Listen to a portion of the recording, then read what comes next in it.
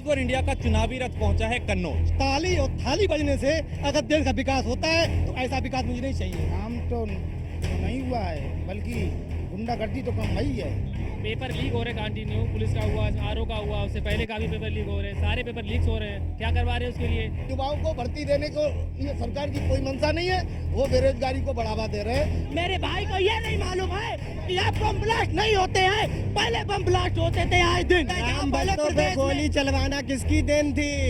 भगवान राम ने 14 साल वनवास क्यों किया?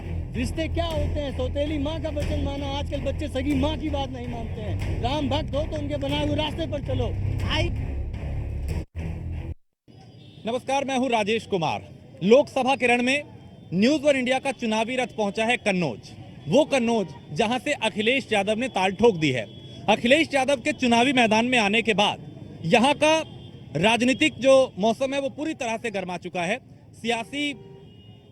अगर सियासत की बात करें तो यहाँ पे अखिलेश यादव की एंट्री के बाद मुकाबला बेहद रोचक और टक्कर का होने की उम्मीद है। कन्नौज वासी क्या सोचते हैं, उनके क्या मुद्दे हैं, अखिलेश यादव की एंट्री के बाद यहाँ पे समीकरण कितना बदले हैं, इसको लेके हम बात करेंगे। कन्नौज के ही हम बाजार में हैं और हमारे साथ कुछ लोग भी हैं, उनसे बात करते हैं और समझते हैं कि आखिर कन्नौज का मूड क्या है और कन्नौज वासी अखिलेश यादव को लेकर क्या सोचते हैं। जब से उन्होंने ताल ठोकी है, क्या यहाँ का समीकरण बदल गया है, सब कुछ जानेंगे, बात करेंगे लोगों से और समझेंगे कि कन्नौज का मूड क्या है। क्या नाम भाई साहब आपका? और मोहित भाई, अखिलेश यादव की एंट्री यहाँ पे हुई है, उसके बाद यहाँ का समीकरण क्या बनता है? देखिए, अखिलेश यादव की एंट्री आज कोई नई नहीं है। मैं आपको न्यूज के माध्यम से बताना चाहूंगा, अखिलेश यादव ये समाजवादियों की धरती है। समाजवादी पार्टी के जिन्होंने समाजवादी पार्टी की स्थापना की, नेताजी धरती पर जिनको कहा गया था, नेताजी 1998 में यहाँ चुनाव लड़ा था और वो इस भारतवर्ष का सबसे रोचक चुनाव था। 1998 में मुलायम सिंह यादव कन्नौज और संभल 2 जगह से चुनाव लड़े थे, जिसपे एक रात के लिए जब मुख्यमंत्री जगदम्बिका पाल जी हुए थे। उसके बाद जब नेताजी ने यहाँ से इस्तीफा दिया, उन्होंने संभल सीट को अपने पास रखा। उसके बाद सन 1999 में प्रदीप यादव जी यहाँ से मेंबर ऑफ पार्लियामेंट हुए। सन 2000 में अखिलेश यादव ने पहला यहाँ से चुनाव लड़ा। अखिलेश यादव को अगर यहाँ पे आप समीकरण की बात करते हैं तो अखिलेश यादव कोई समीकरण नाम ही नहीं है। अखिलेश यादव को कन्नौज का विकास पुरुष कहें, वो आप देख सकते हैं। सन 2000 के बाद अखिलेश यादव 2000, 2004 और 2009 3 बार यहाँ से सांसद चुने गए। 2012 में उत्तर प्रदेश के मुख्यमंत्री हुए। मैं आपको बताना चाहूंगा कि कन्नौज में समीकरण कहीं कुछ है ही नहीं। अखिलेश के नामांकन के बाद सारे प्रत्याशियों की बोलती बंद है, नींद उड़ गई है। नींद उड़ गई है। अखिलेश विकास पुरुष है। कन्नौज में एक्सप्रेस वे सबसे बड़ी उपलब्धि है देश के लिए। देश का सबसे बड़ा एक्सप्रेस वे सबसे कम दिनों में छिबरामऊ सौरे से होते हुए सीधे औरैया उरई को जोड़ने वाला 4 लेन, छिबरामऊ से फर्रुखाबाद 4 लेन, कन्नौज जनपद को मेडिकल कॉलेज, कन्नौज में पॉलिटेक्निक। यानी आप कह रहे हैं कि बहुत कुछ अखिलेश यादव ने किया है और अखिलेश यहाँ आ गए तो यहाँ पे बीजेपी की नींद जो है वो बेचैन हो गई है। बात ही नहीं है, हालत खराब है। हालत खराब। ठीक और लोग भी हैं, उनसे बात करते हैं। क्या कन्नौज का मूड बन रहा है? अखिलेश यादव की एंट्री के बाद कितना समीकरण यहाँ बदलता दिखाई दे रहा है? अखिलेश के पक्ष में ही बनेगा, पक्ष में बनेगा। हाँ। क्यों? वो विकास किया है कन्नौज में, विकास किए हैं। हाँ। तो ये आपने जो अभी बीजेपी वाले हैं, सुब्रत पाठक जी, उन्होंने कुछ नहीं किया क्या? किया होता था दोबारा नहीं आते। हाँ। जनता का मूड बदल गया, बदल रहा है। अच्छा, अखिलेश यादव से पहले जब तेज प्रताप थे, क्या तब फिर डाउन हो गया था मामला कि भैया आप क्या होगा, इन्हें क्यों उतार दिया? नहीं, पब्लिक अखिलेश को चाहती थी। अखिलेश को चाहती थी, अखिलेश इसलिए आ गए। हाँ। क्या सोचते हैं आप यहाँ के चुनाव को लेके? अखिलेश यादव चूंकि पहले तेज प्रताप यादव को बुलाया, उनका देखा कि नेताओं में नाराजगी है, उन्होंने तुरंत रातों रात उम्मीदवार बदल दिया, आप खुद ताल ठोक रहे हैं। उनकी एंट्री के बाद यहाँ का चुनाव कैसा होने जा रहा है? सर, माहौल तो अखिलेश भैया के लग रहा है, लेकिन बाजी तो टक्करी पाठक भी जी दे रहे हैं। हाँ। लेकिन देखते हैं पब्लिक के क्या मूड होता है। हाँ। क्या पब्लिक चाहेगी पाठक जी को या नहीं। अखिलेश यादव की यहाँ पे एंट्री कन्नौज की राजनीति में नई तो नहीं है, लेकिन बतौर प्रत्याशी इस चुनाव में पहले कोई और था, अभी वो आ गए। क्या हालात बदल रहे हैं? यहाँ का मुद्दे की अगर बात करें, वो क्या बनने जा रहा है? अब देखो, पहली बात तो ये है, सरकार ने जो शासन किया है 10 साल, हाँ। सरकार को अपने कामों पर वोट मांगना चाहिए था। हाँ। जैसे महंगाई, हाँ। बेरोजगारी, हाँ। नोटबंदी, हाँ। जीएसटी, हाँ। इससे कितना रेवेन्यू क्रिएट हुआ। हाँ। और देश पर जो आर्थिक बोझ बढ़ रहा है, बेरोजगारी बढ़ रही है, इन सब पे वोट न मांग करके वो वोट किसे मांगते हैं? हर चुनाव में राम, हर चुनाव में राम। अरे राम अगर नैया पार करते तो कोरोना में भर्ती करा देते हॉस्पिटल जा करके।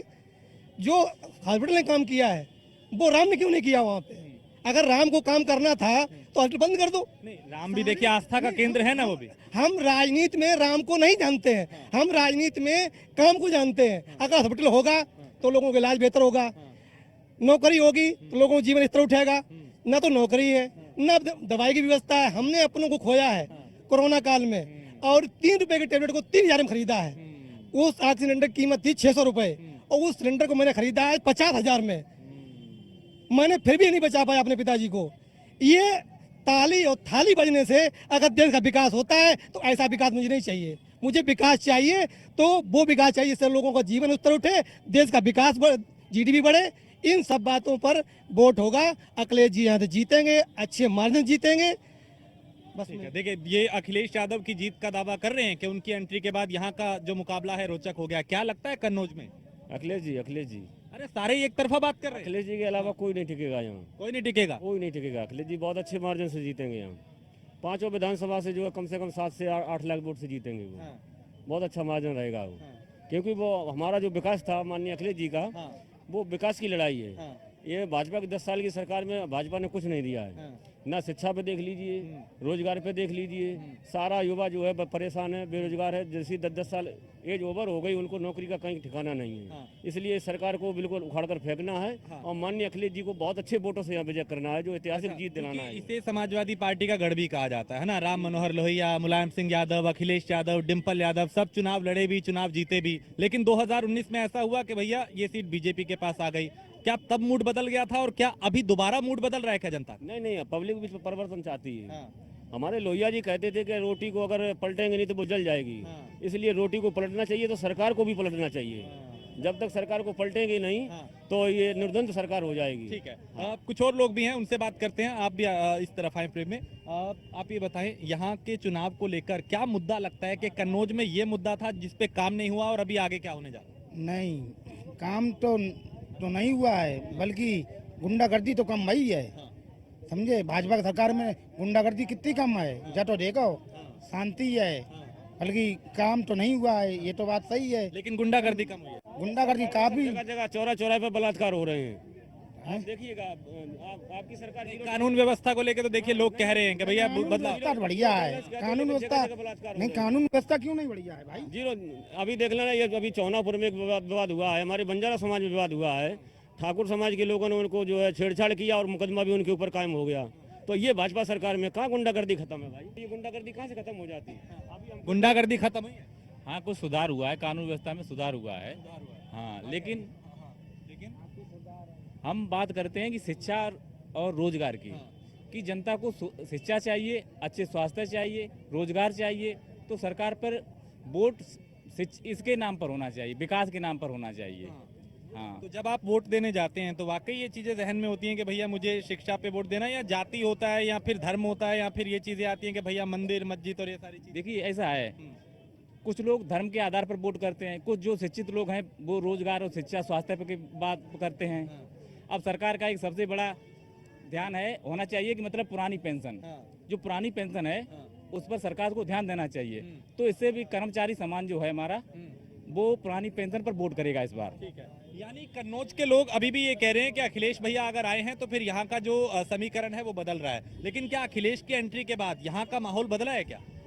हाँ, कई मायनों में तो ऐसा लग ही रहा है। जिस हिसाब से आज की हवा, मतलब जो आज का 2-3 दिन से चल रहा है, पहले बहुत ज़्यादा बदलाव है और शायद मुझे लगता है कि देखने को मिलेगा भी।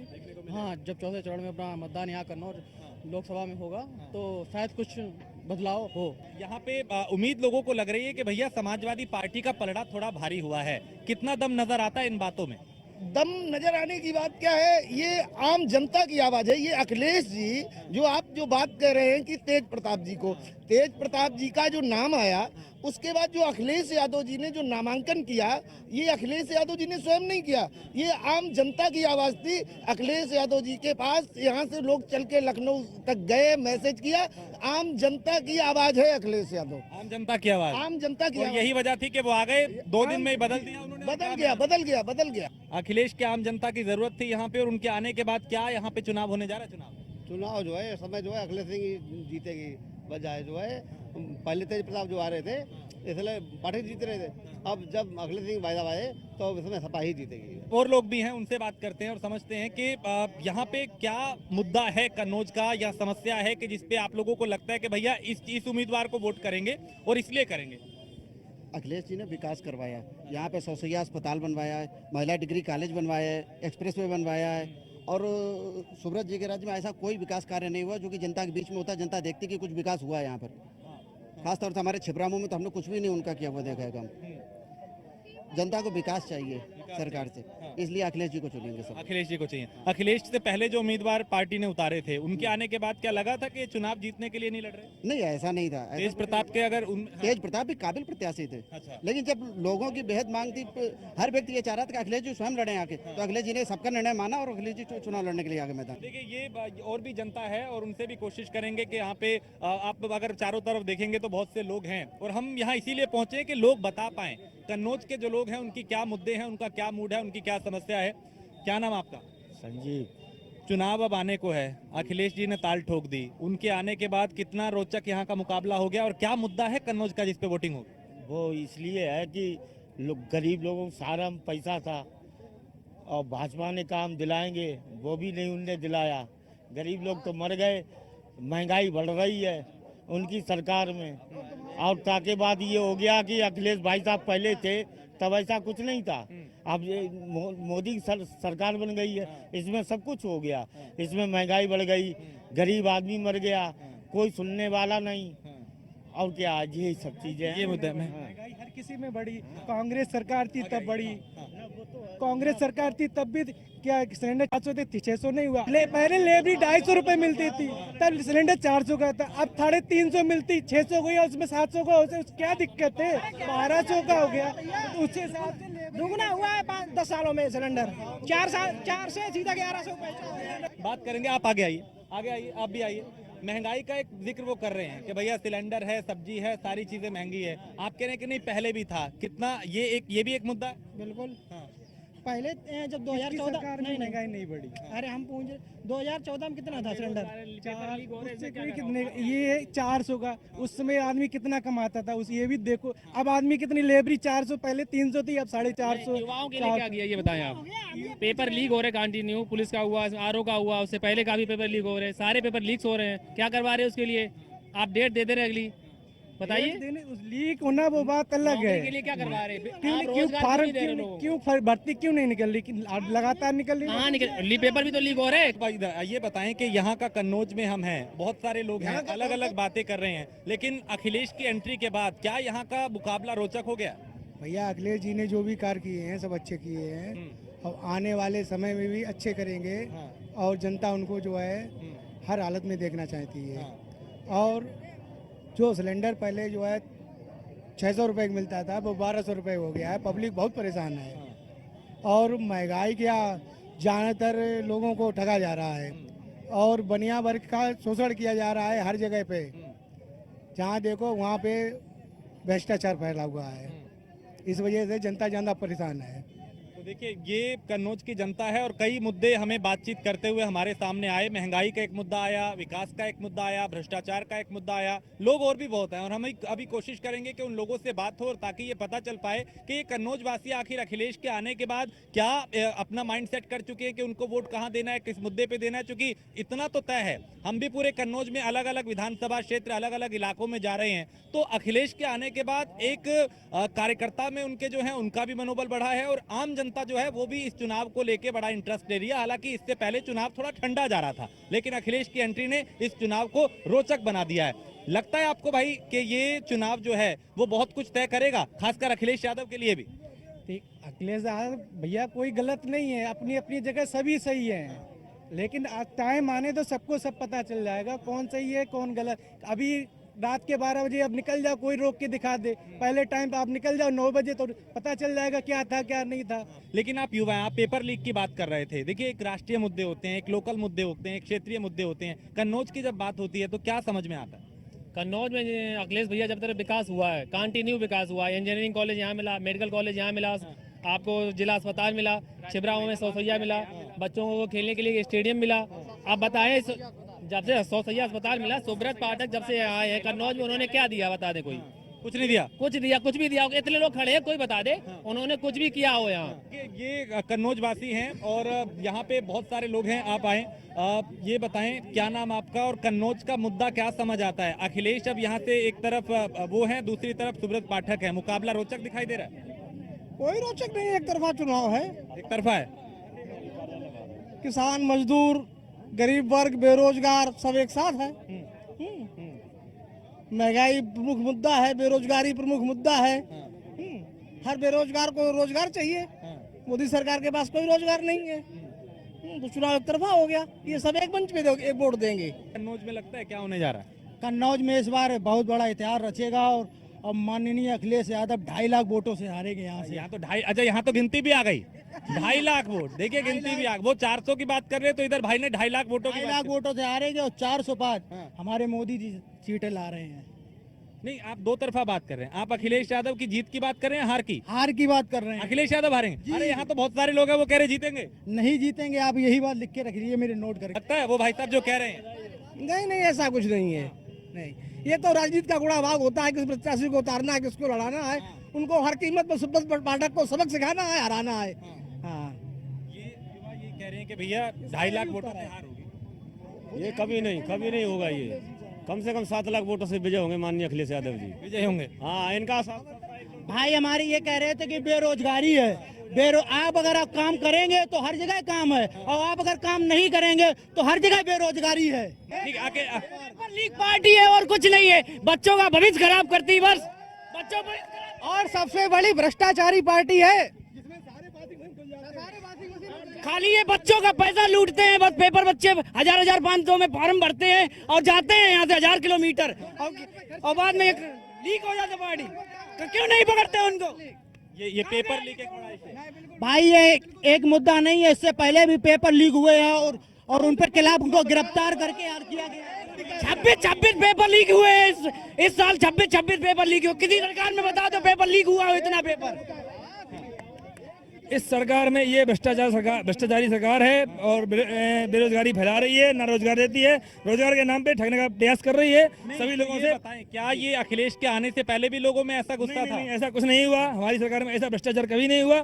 और इस सरकार में सिर्फ लड़कों से फार्म पढ़वाए जाते हैं, उनसे पैसा वसूला जाता है और उन्हें रोजगार नहीं दिया जाता। पेपर होने के नाम पे वसूली की जाती है, लेकिन कुछ नहीं होता। वो कहते हैं लीक हो गया। शान भाई, क्योंकि आपने कहा कि आप समाजवादी पार्टी के कार्यकर्ता हैं, अब देखिए आप कार्यकर्ता है तो बीजेपी की तो तारीफ नहीं कर सकते।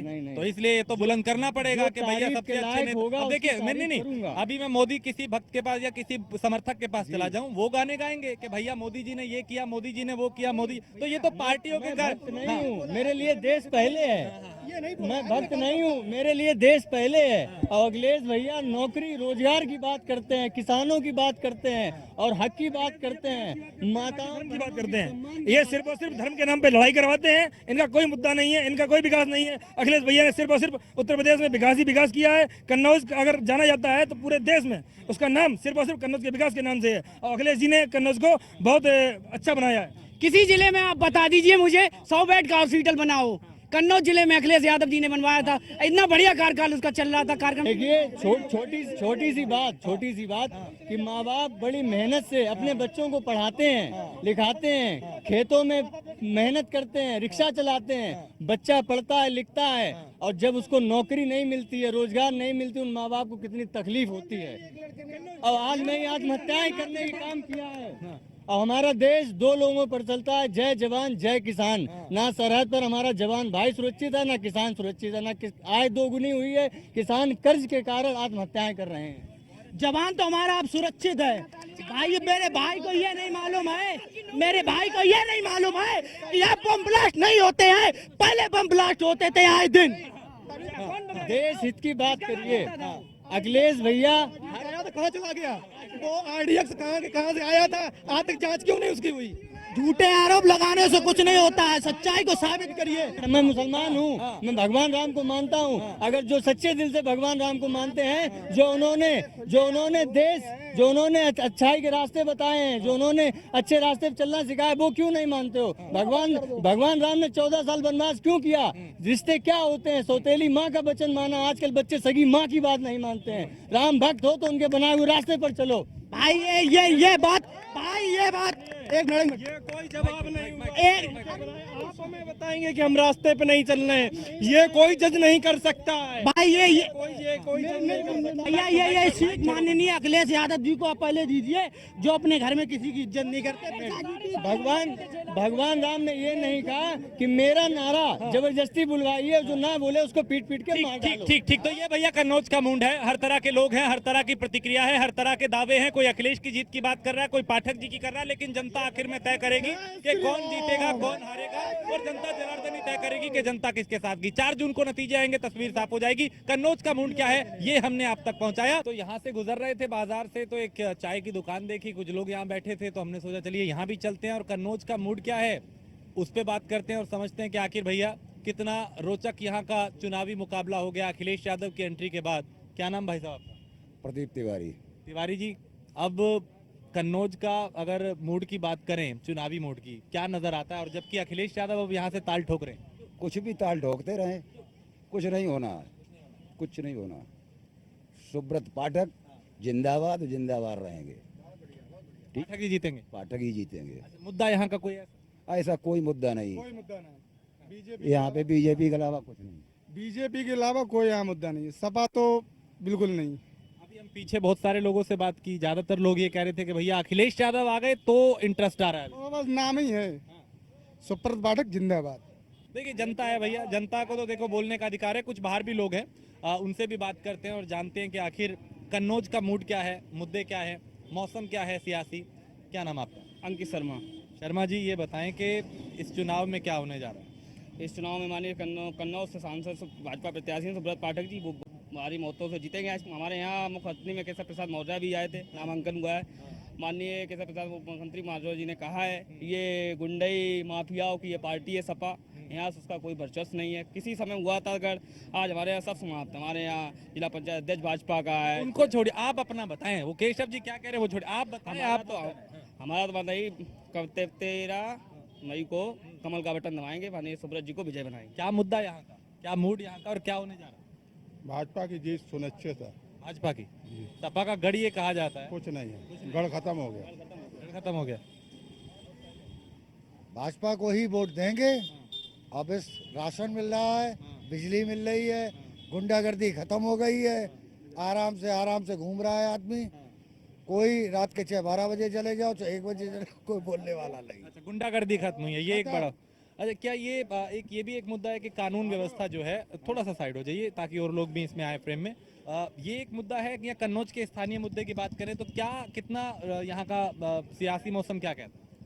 वर्तमान में जिस प्रकार समाजवादी पार्टी की सरकार जब यहाँ पर थी तो सिर्फ एक समाज के लोगों का ही उत्थान हुआ, एक ही वर्ग का विकास हुआ और अल्पसंख्यकों के लिए उन्होंने अपने जो भी जमा पूंजी थी सब लुटाने का प्रयास किया। जब से माननीय नरेंद्र मोदी जी की उत्तर प्रदेश और देश में सरकार बनी है, माननीय योगी जी की देश में सरकार बनी है, तब से एक चीज बिल्कुल स्पष्ट हो गई है। आज का ये जो देश है, देश का जो मूल है वो सिर्फ और सिर्फ श्री राम जी के चरणों में है। जब से अयोध्या में भगवान राम विराजमान हुए हैं, काशी में भगवान विश्वनाथ विराजमान हुए हैं, तब से एक छोटा सा दोहा है कि जहाँ पर कृपा राम की होई वहाँ पर कृपा करे सब कोई। आज संपूर्ण देश जम्मू कश्मीर से लेकर कन्याकुमारी तक भारतीय जनता पार्टी के पक्ष में मतदान करने के लिए आते रहे। सिर्फ वो अपना वोटिंग का दिन देख रहा है, किस दिन भारतीय जनता पार्टी को उनके क्षेत्र में वोटिंग होगी और वो कमल का फूल खिलाएंगे और अपने अपने क्षेत्र से अपने अपने प्रत्याशी को जिताकर भेजेंगे। अखिलेश के आने से कोई समीकरण बदल रहा है? अखिलेश जी से यहाँ पे तो हमेशा अखिलेश जी रहे हैं। कब नहीं अखिलेश आए? उससे पहले उनकी पत्नी चुनाव लड़ते नहीं, उससे पहले स्वयं अखिलेश जी चुनाव लड़े। अखिलेश जी के चुनाव, उससे पहले मुलायम सिंह जी चुनाव लड़े। हमेशा यहाँ के जो भी भारतीय जनता पार्टी के प्रत्याशी रहा, इस बार हमारा शेर हिंद प्रत्याशी है श्री सुब्रत पाठक जी, जो पिछली बार भी उनको हराया था, इस बार भी हराएंगे। ठीक है, तो देखिए ये पाठक जी के कह रहे हैं कि वो होंगे, लेकिन क्या कन्नौज का मूड क्या लगता है सियासी तौर पे? अगर देखें कन्नौज का मूड बहुत अच्छा है और बहुत ही अच्छी जो अखिलेश जी ने जो पर्चा दाखिल किया है आज की डेट में, सरप्राइज दिया है। लेकिन जो पिछली बार शायद वो 10 से 15 हजार की वोट से उनकी पत्नी हारी थी चुनाव। इस बार हम लोग भारतीय जनता पार्टी के लोग लगभग 1 लाख वोट से हराएंगे उन्हें। तो देखिए ये क्योंकि कुछ पार्टी के समर्थक भी होते हैं, वो कह रहे हैं कि जीत उनकी होगी। तो देखिए लोग हैं लेकिन अपनी अपनी राय सब रख रहे हैं, और हमारी भी कोशिश ये है कि आम लोगों के बीच जाके ये जाने कि उनका मूड क्या है, उनके मुद्दे क्या है और कन्नौज की जनता क्या कहती है। हमने कोशिश की लोगों से बात करके ये आप तक पहुंचाने की कि कन्नौज का ये मुद्दा है, ये मूड है, और लोग अखिलेश यादव की यहाँ पे एंट्री के बाद क्या कह रहे हैं। वीडियो जर्नलिस्ट राज चौहान के साथ मैं Rajesh Kumar, Kannauj, news 1 India. News 1 India का चुनावी रथ पहुंचा है कन्नौज। ताली और थाली बजने से अगर देश का विकास होता है तो ऐसा विकास मुझे नहीं चाहिए। काम तो नहीं हुआ है, बल्कि गुंडागर्दी तो कम हुई है। पेपर लीक हो रहे कंटिन्यू, पुलिस का हुआ, आरओ का हुआ, उससे पहले का भी पेपर लीक हो रहे हैं, सारे पेपर लीक हो रहे हैं। क्या करवा रहे हैं उसके लिए? युवाओं को भर्ती देने को ये सरकार की कोई मंशा नहीं है, वो बेरोजगारी को बढ़ावा दे रहे हैं। मेरे भाई को ये नहीं मालूम है कि यहाँ बम ब्लास्ट नहीं होते हैं, पहले बम ब्लास्ट होते थे आए दिन। राम भक्तों पे गोली चलवाना किसकी देन थी? भगवान राम ने 14 साल वनवास क्यों किया? रिश्ते क्या होते हैं? सौतेली माँ का वचन माना। आजकल बच्चे सगी माँ की बात नहीं मानते हैं। राम भक्त हो तो उनके बनाए हुए रास्ते पर चलो। आई